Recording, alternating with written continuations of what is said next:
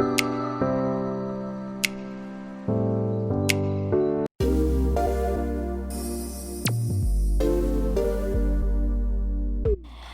y'all, my name is Bethany or Budget Bethany, and welcome to my kitchen for this week's What's for Dinner.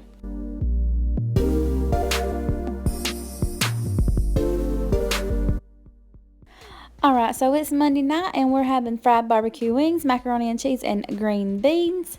And also my husband came home and decided that he wanted some fresh veggies from our garden. To start with, I'm just going to be seasoning up my chicken wings, and I always say for y'all to use whatever kind of seasonings that you prefer.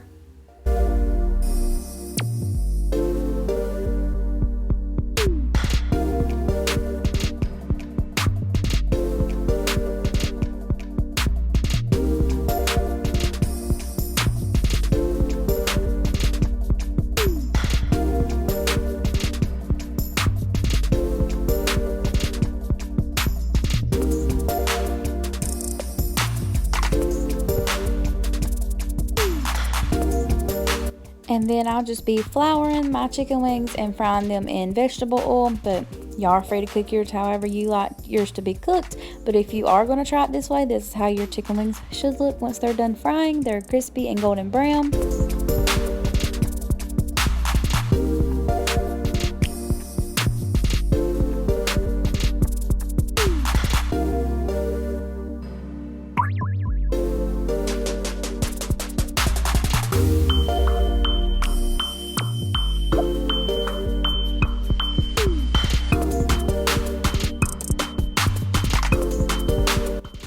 And then for our sides to go with our chicken wings, we're just going to do a box of macaroni and cheese and 2 cans of sweet peas.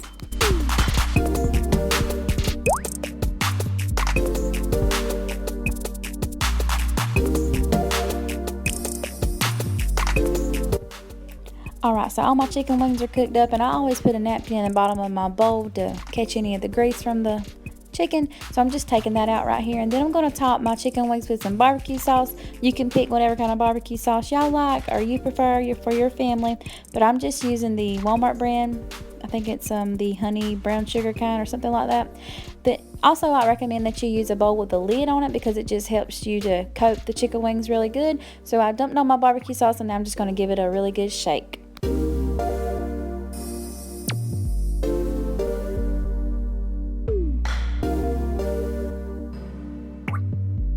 Alright, so here's how your barbecue chicken wings will look once they're all barbecued coated up. And then, like I said, my husband decided that when he came home from work that he wanted some vegetables from his garden. So he's got some fried squash and some fried green tomatoes right here.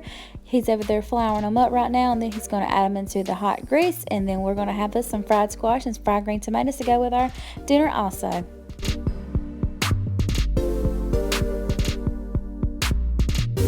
And then I got so busy I forgot to film our plate all plated up, but here's y'all a picture of what our plate looked like. And then on the next night, which is Tuesday night, we had spaghetti and meatballs. And I have never in my life made meatballs before, but I figured it was kind of like a meatloaf, so I just kind of winged it, and this is what I did. I had a pound of ground beef in my bowl, and I added in some breadcrumbs, I don't know, probably a half a cup or less. And then I added in 2 eggs, lots and lots of seasonings, all different kinds. You add whatever you like. I always say that. I've said it before. You add what kind of seasonings you like. And I also added in a cup of milk. And then I just used my hand and mixed it all up really well. And then I rolled into ball shapes.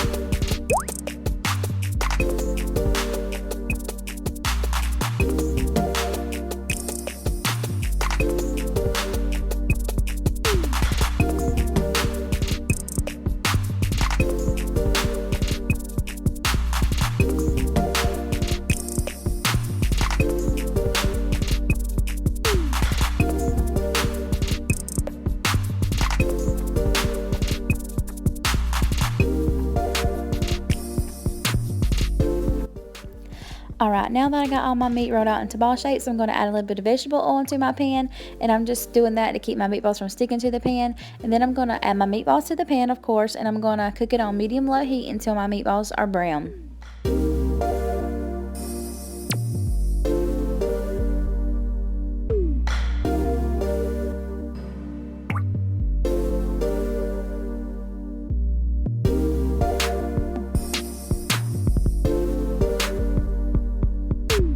And then for my noodles that's going to be in our spaghetti and meatballs, I just got these whole wheat thin spaghetti noodles. My family really can't tell that they're whole wheat. They're really good, and they're way healthier than the regular kind of noodles.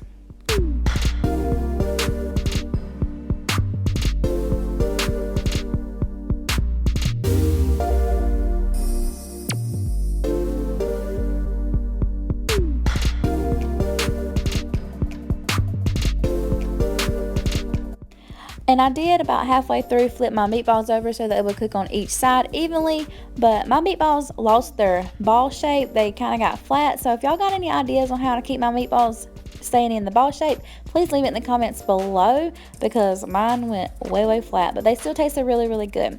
But now they're done, so I took them out of the grease, drained all the grease off of them, and now I'm going to add them back into the pot with my sauce, and then just let that simmer on low until everything gets done. I think I let it simmer for about maybe 5 minutes or so.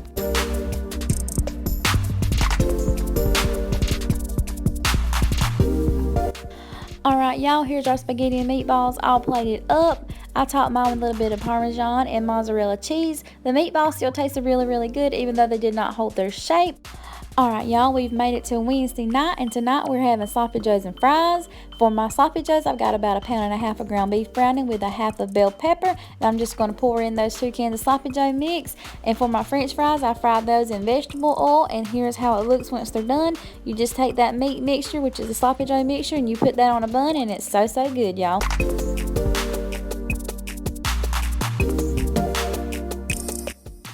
Alright y'all, it's Thursday, and we had to get some pizza delivery because this day was really busy, so I'm going to take y'all back in time and show y'all how busy my day was.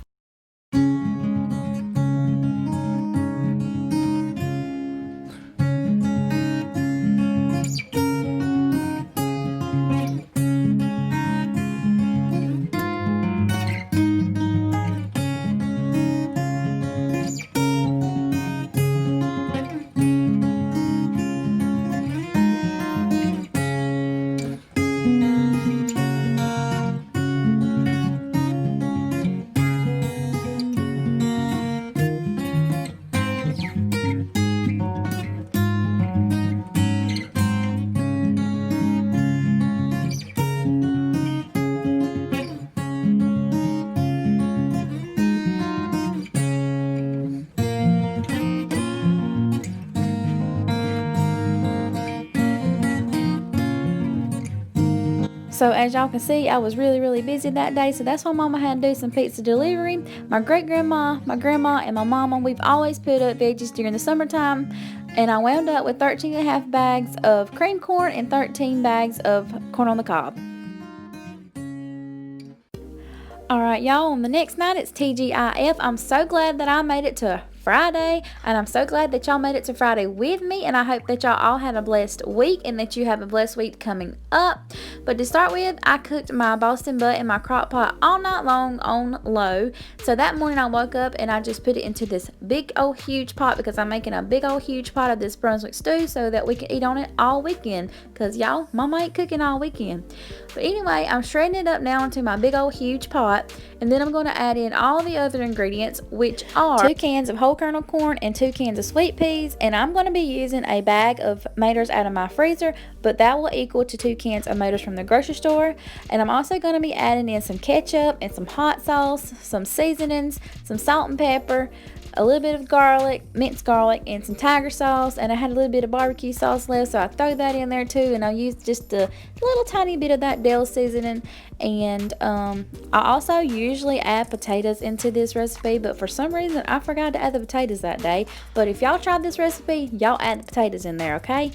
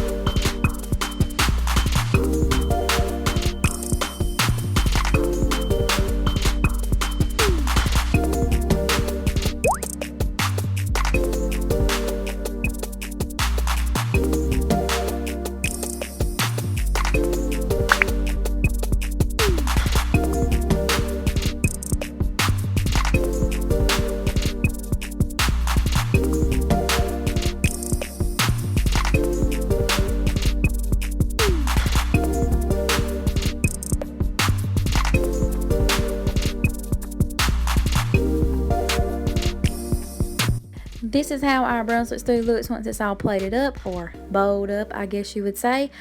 We tried the Cheez-It jalapeno and cheddar jack crackers in there this time, but you can also try Ritz or saltines. They are really good in there also.